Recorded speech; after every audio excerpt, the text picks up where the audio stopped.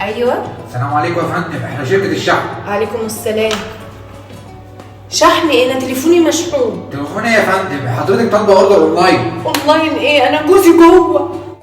مين يا لولو؟ ده البواب يا حبيبي، عايز الزبالة بس. زبالة يا فندم؟ خلصينا، انا عايز فلوس. جوزي جوه، امشي بعدين. وانا مالي حضرتك؟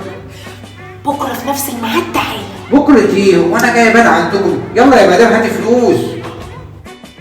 يا لولو والنبي اعملي لي فنجان قهوة. جاية اهو يا بابا، امشي.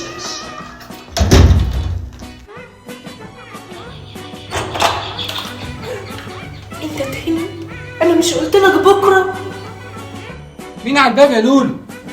خلصيني يا مدام، اتفضلي خدي الاوردر وهاتي الفلوس. اونلاين تاني يا لولو؟ تاني ايه؟ ده عاشر. معلش ما تفضحنيش، الراجل واقف بره. هات بس الفلوس وبعدين نتحاسب. خليني كده. ماشي خدي. تعالي لي بقى عشان نهارك مش هيعدي النهارده. ماشي.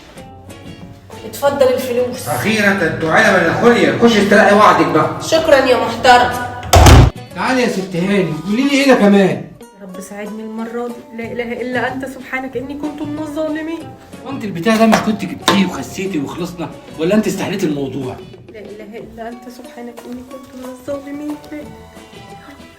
انت مبلمه كده ليه؟ ما تقولي. ده ليك. والله ومين قال لك ان انا عايز اخس؟ ما أنا ملاحظة اليومين دول إن نفسك مفتوحة على الأكل، وما كنتش ملاحقة عليك بصراحة، وكرشك بدأ يطلع كده. فقلت ايه بقى، اتصل بالدكتورة غادة، قالت لي لا الحقي جوزك يا لولو وهاتيله الكورس على طول. وبعد ما اخد الدواء وابطله ارجع اتخن تاني.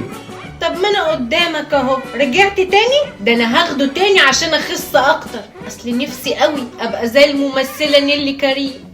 انت اخر تبقي زي شيماء سيف. قولي كده بقى، انت طالبه ليكي. من غير زعل؟ قولي. ليا، بس انا عندي حل تاني ليك. الدكتورة عاملة علشان خاطر لولو بس، عاملة لاخواتي ولقرايبي متابعة دايت من غير الكورس ده، مدة المتابعة 3 شهور بأنظمة غذائية. وبكام بقى؟ ده بمقابل مادي بسيط قد كده، بس قول لها ان انا تابعة لولو محمد. هاتي لولو العلب دي. ايه كده يا لولو، عشان انا دافع الفلوس انا هستخدمه، وانت بقى خدي البرنامج الجديد. فكرها تضحك عليا.